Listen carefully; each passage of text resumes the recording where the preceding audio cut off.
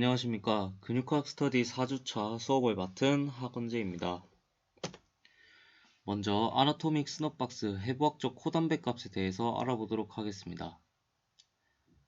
아나토믹 스넛박스는 사진에서 보시는 것과 같이 긴 엄지 뼘근, 짧은 엄지근, 긴 엄지 벌림근으로 구성되어 있는 해부학적 구조이며 엄지를 벌림했을 때 손목 부근에서 쏙 들어간 부분을 의미합니다.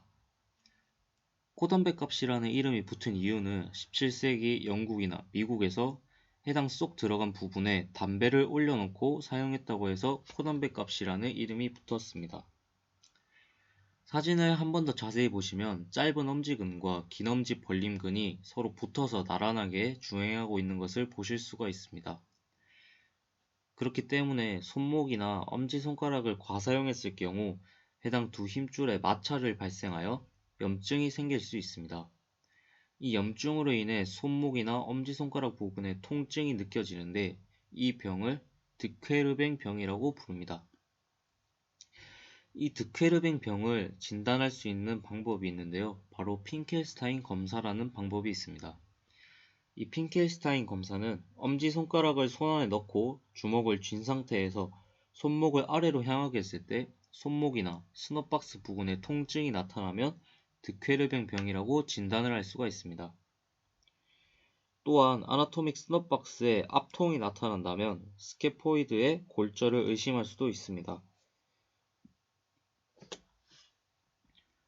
다음으로 아나토믹 스넛박스를 구성하는 근육들에 대해 알아보도록 하겠습니다. 먼저 에이비덕터 폴리시스 롱구스 긴 엄지 벌림근을 알아보도록 하겠습니다. 이 근육의 오리진은 posterior surface of align radius에서 시작하며 인설전은 lateral aspect of base of 첫 번째 메타카팔에서 정지합니다. 액션은 다음과 같습니다. 다음으로 extensor pollicis brevis 짧은 엄지 뼘근에 대해 알아보도록 하겠습니다.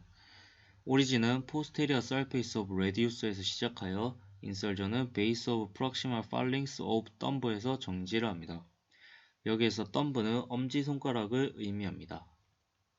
액션은 다음과 같습니다. 마지막으로 extensor pollicis longus 긴 엄지 뼘근에 대해 알아보도록 하겠습니다.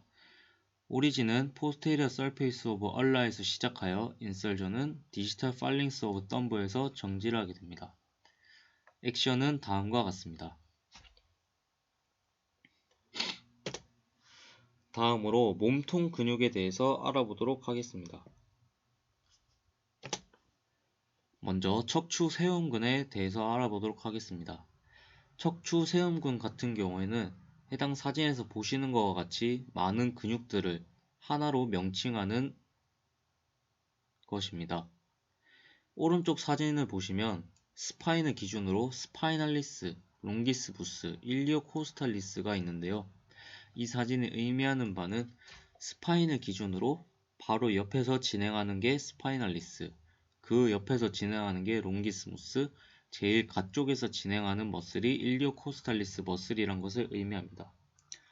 그렇기 때문에 이 근육들을 조금 더 쉽게 외우기 위해서 바깥쪽부터 I, love, 스파인이라고 외우시면 외우기 쉬울 것입니다. 자, 그러면 척추 세움근의 구성 요소에 대해서 알아보도록 하겠습니다. 먼저 스파이날리스인데요. 오리진은 리가멘툼 누체, 목덜미 인대에서 시작하여 인설전 옵시피탈 본에 정지를 하게 됩니다. 그리고 액션은 스파인의 익스텐션과 라테랄 플렉션에 관여를 합니다. 다음으로 롱기스무스인데요. 롱기스무스 같은 경우에는 이렉터 스파인 중에 가장 긴 근육이며 머리 부분 캐피티스, 목 부분 설비시스, 흉추 부분 소라식 부분으로 구성되어져 있습니다. 먼저 오리진 같은 경우에는 머리 부분은 C6에서 T3에서 시작하여 마스토이드 프로세스에 정지를 하게 됩니다. 목 부분 같은 경우는 T1에서 T5에서 시작하여 C2에서 C6에 정지를 하고 소라식 부분 같은 경우에는 세이크롬 L1에서 L5에서 시작하여 T1에서 T12, 립 1번과 12번에 정지를 하게 됩니다. 액션 같은 경우에는 스파인과 헤드의 반대쪽 익스텐션에 관여를 하고 스파인의 라테럴 플렉션 같은 쪽에 관여를 합니다. 다음으로 일리오코스탈리스입니다.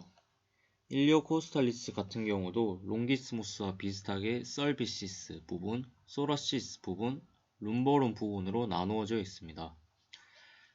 오리진 같은 경우에는 썰비시스 부분은 립 3번에서 7번에서 시작하여 C3에서 C6에 정지를 하게 됩니다. 소라식 부분 같은 경우는 립 8번에서 12번에서 시작하여 립 1번에서 7번에 정지를 하게 됩니다. 룸보론 부분 같은 경우 세이크롬에서 시작하여 립 8번에서 12번에 정지를 하게 됩니다. 그리고 액션 같은 경우에는 스파인과 헤드의 반대쪽 익스텐션에 관여를 하고 스파인의 같은 쪽 라테랄 플렉션에 관여를 합니다. 다음으로 멀티피더스 뭇갈래근입니다. 멀티피더스 같은 경우에는 액션을 보시면 스테빌리티라고 나와 있습니다. 이 근육 같은 경우에는 오리진과 인설전을 보시면 오리진이 트랜스버스 프로세스에서 스피노스 프로세스로 정지를 하게 되는데 왼쪽에 있는 그림을 잘 보시면 아래쪽에서 위쪽으로 근육이 진행하고 있는 것을 보실 수가 있습니다. 그렇기 때문에 T1과 T2를 예로 들자면 오리진 같은 경우에는 T2의 트랜스버스 프로세스에서 시작하여 인설전이 T1의 스피노스 프로세스 위쪽으로 진행하신다는 걸 보실 수가 있습니다. 그리고 옆에 보시면 로테이토레스라는 근육도 있는데요. 이 두 근육은 너무 작고 척추의 심부에 있기 때문에 직접적으로 촉진하기는 어렵습니다. 다음으로 허리 내모근입니다. 허리 내모근 같은 경우에는 허리의 안정성에 기여를 하는 근육입니다.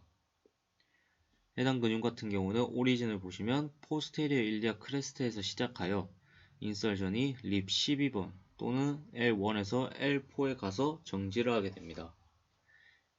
액션 같은 경우에는 룸바의 반대쪽 익스텐션 또한 펠빅의 엘리베이션, 펠빅의 올림에 관여를 하고 다음 펠빅의 같은 쪽 엘리베이션, 트렁크의 라테랄 밴딩, 그리고 립 12번의 디프레션에도 관여를 합니다. 이 허리 내모근 같은 경우에는 일리오 코스탈 파이버, 일리오 룸바 파이버, 룸보 코스탈 파이버 총 3개의 파이버로 구성되어 있으며 각각의 파이버는 깊이가 다 다르게 나와 있습니다. 깊이를 보시면 일리오 코스탈 파이버, 일리오 룸바 파이버, 룸보 코스탈 파이버 순으로 나눠져 있는데요. 이게 의미하는 바가 뭐냐면 아까 앞서 설명했듯이 쿼드라투스 룸바룸은 허리의 안정성에 기여하는 근육이기도 하지만 동시에 허리의 운동성에도 기여를 하는 근육입니다. 그렇기 때문에 해당 깊이로 나누어져 있어서 깊은 쪽에 위치하는 근육은 조금 더 안정성에 기여를 하는 근육이며 조금 표층에 위치하는 근육은 보다 더 운동성에 관여를 하는 근육이라고 생각하시면 됩니다.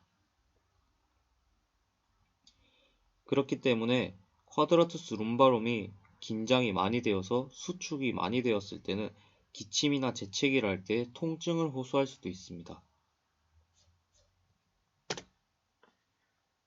다음으로는 하지 근육을 살펴보도록 할 텐데요.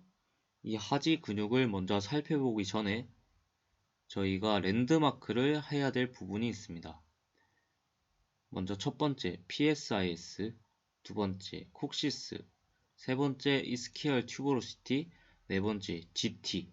여기서 말하는 GT는 그레이터 트로칸타를 의미합니다. 그리고 마지막으로 세이크롬과 룸바의 구분을 해야 됩니다.